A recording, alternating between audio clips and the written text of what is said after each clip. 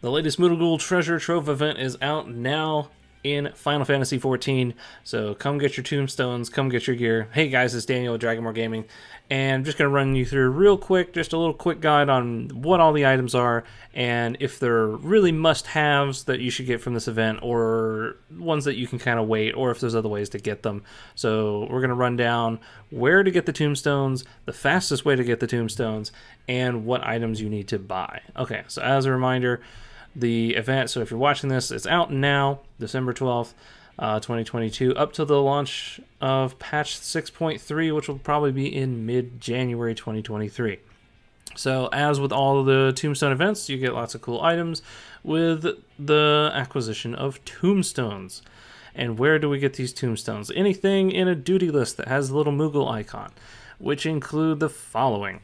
So you get 7, that's a lot, from the raid Dunscaith. We're not going to be doing Dunscaith, so any of these large alliance raids, this is just going to take too long. Praetorium is notoriously long, even with their scaled back version that they did. They've really cut down a lot on the cutscenes, but when you have Gaius still on the elevator talking your ear off for 10 minutes, this one's still slow as Christmas. So we're going to skip the Praetorium, and we're going to come to the next ones. So for 5 tombstones, the Weeping City of Mach. Now this is another alliance raid, also the same as Dunscaith, a little bit quicker, but still not worth your time because alliance raids still take a while.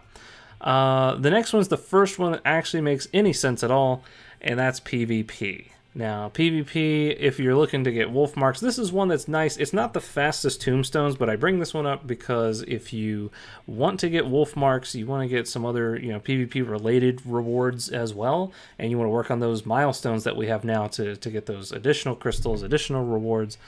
This is a great time to do it. So you're actually working on 3 things here, right? You're working on your tombstones of creation for this seasonal event. You're working on wolf marks for any kind of PvP gear that you like, and you're working on your PvP milestones to before the next patch so that you can get all the cool rewards there.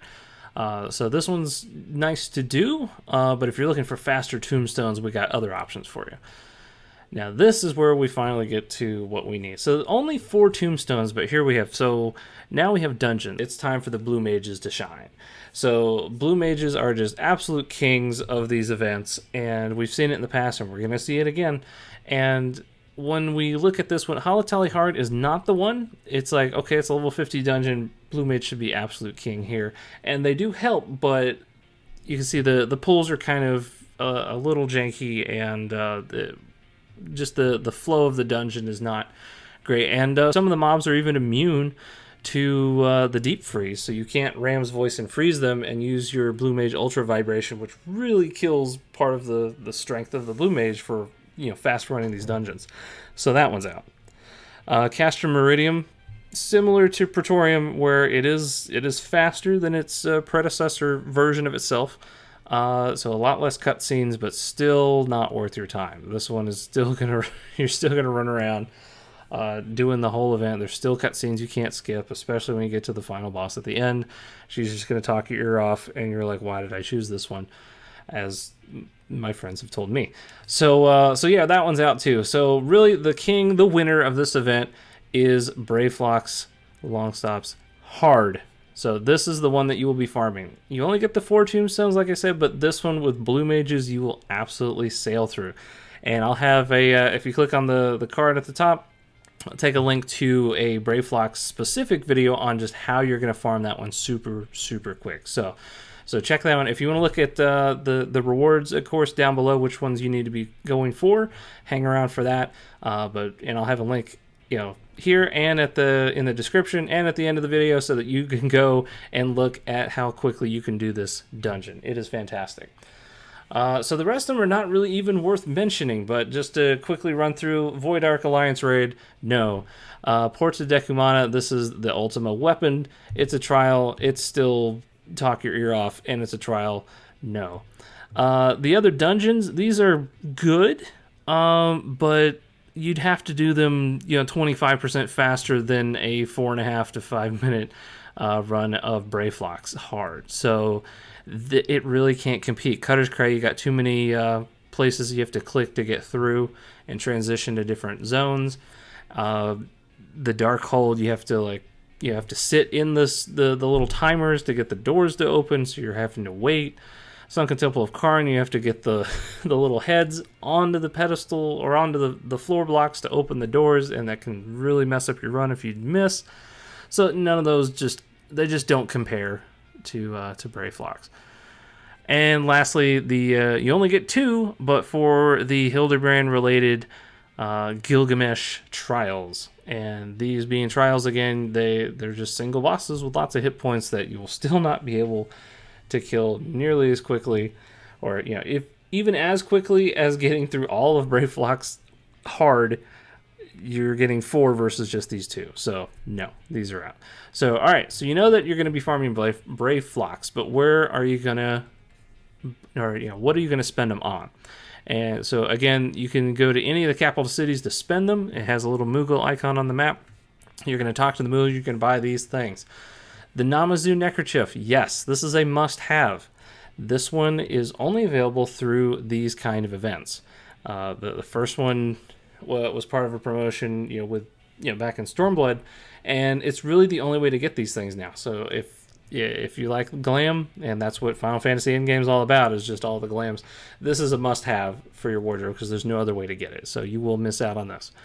The Kamui Fief, the Hallowed one, this is from Seiryu. This is Seiryu Extreme. So Stormblood Extreme Trial. This one's kind of a nice to have. I would say this is farmable. Level 70 doggo farming, which plenty of people do. So yeah, it's not a must-have. You can farm this other ways, but yeah, it is a nice to have just to cut down on that farming. The albino Karakul mount is the little sheep mount that we saw at the top, and that is from Skybuilder script. So this is a nice to have, especially if you're not a crafter or you don't do the sky building stuff to get the Skybuilder scripts. That's a nice to have, but it is still attainable and always attainable in-game currently. The Falcon Ignition Key, this is a must-have. Definitely buy this one. This one is only available in these kind of events now. This used to be part of a campaign. Oh gosh, it was 2019, and it was really just subscribing for Stormblood, right? I think it was just subscribe for 90 days at the start of Stormblood to get people playing, and that's really all it was at the time. And so if you weren't there then this is your only way now. This one comes around occasionally in these Tombstone events. So if you don't have one, this is a must. You need to get it. There's no other way.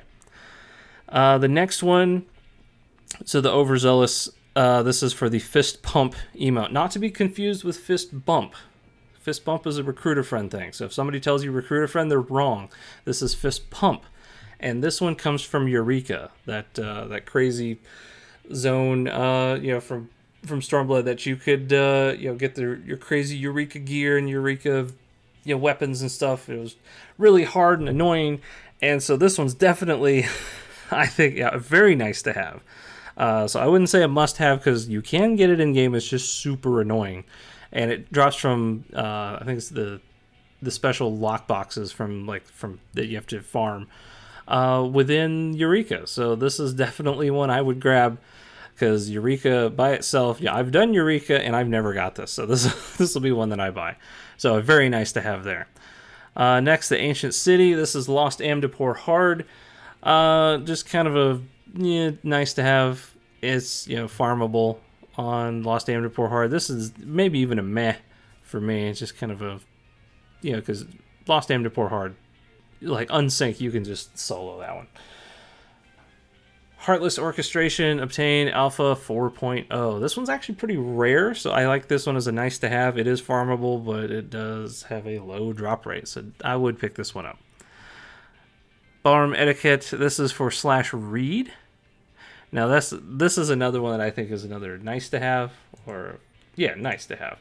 Because this is another Skybuilder script one. So this is another one that if you do a lot of crafting, if you do Skybuilders, you probably already have it, or you can get it pretty easily. It is farmable in-game, but if you don't do crafting, it's a nice to have. Ostensibly special time-worn maps. Now these are, I would put this in a category of, these are your tombstone dumps. As in, you're going to dump your tombstones here after you've gotten everything else. So once you've got all the other things that you want, this is where you're going to spend your tombstones, because this is what's going to be, these are level 80 group treasure maps. And these are the guaranteed summoning portal, which takes you to that extra special zone where all extra more treasure drops. And so it's very nice and a decent way to get some money. So it's definitely a good one to throw your tombstones at once you got everything else. The Ishcard Half-Barding. Now this is, I would say, just kind of a meh for this one, because this one is farmable in the game currently. This just requires gold on a Fate out in the Churning Mists, and oh gosh, it is for Vidofnir? I think that's it. They're just dragon names, man. Vidofnir Devoteth is the name of the Fate. But yeah, that's just a Fate. Don't need to really worry about that one. Next is the Spotted Fedora and Spotted Spencer. These are your pimp hat and your pimp jacket. These you need to trade in Coral Gina horns, and Coral Gina are special fates. So it is annoying to farm because there are those like rare special fates, but if you have like a link shell or a Discord doing the hunts, that one's not too bad to do. So I'd say it's a nice to have just because it is annoying to wait around for those kind of spawns, but otherwise, yeah, okay. Next, I would say, I mean, these are just meh to me, because this is the tribal quest, right? Previously Beast Tribe, now called Tribal Quest.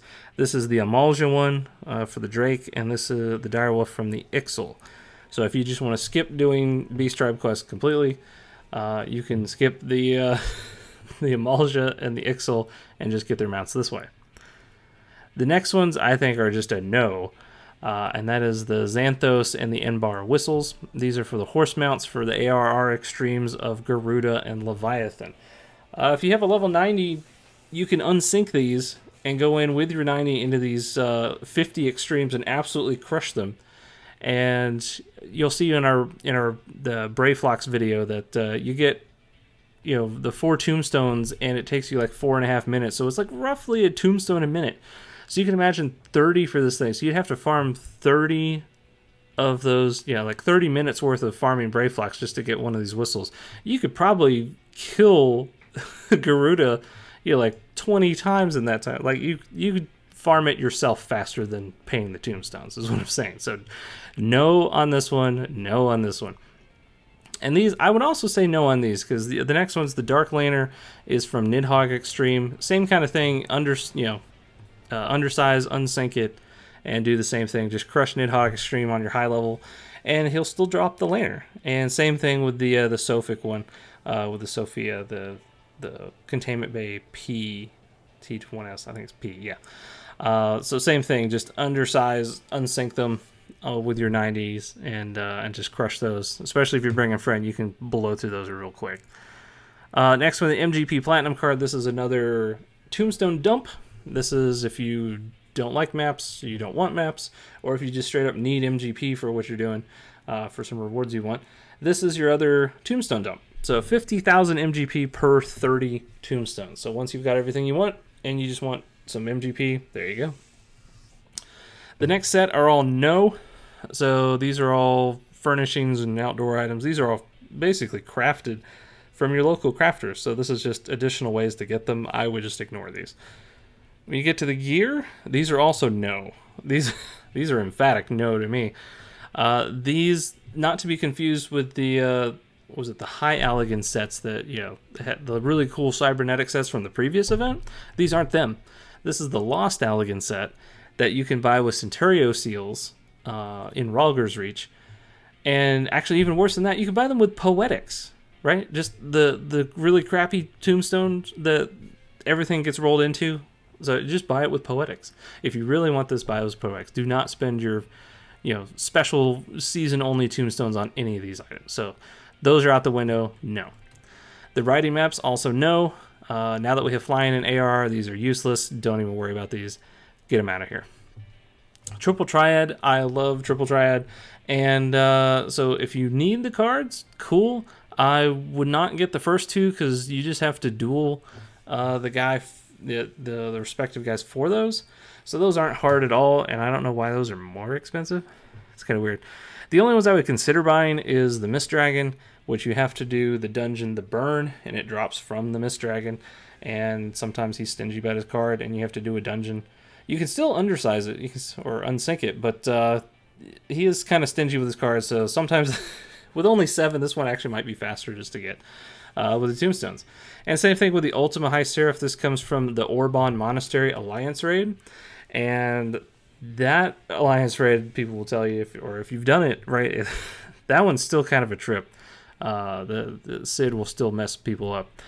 But and even when you do beat it, there's only like 2 cards or so that drop that you have to fight over with 20 plus or more people. So so this I think is a nice to have, because this is the one that might be hard to get if you haven't done a lot of Orban Monastery and you've been unlucky with the rolls. All right, next is the Wind Up Meat Eater. Now this one, oh my gosh, this guy is from Centurio Seals. I really had to look this guy up. So he is attainable in game, but Centurio Seals themselves aren't as, I guess prolific. Is that the word? They're not as common, right? So nobody really does the old hunt trains, or rarely, I guess, by comparison to doing the Centurio trains. So this is, I think, is nice to have, just because it's another way to get this guy with a currency that is not as commonly attainable now. So. Next is Orchestration Roll. This is for the Emulsia. So again, Beast Tribe. So if you want to skip the Beast Tribe and just get that, cool.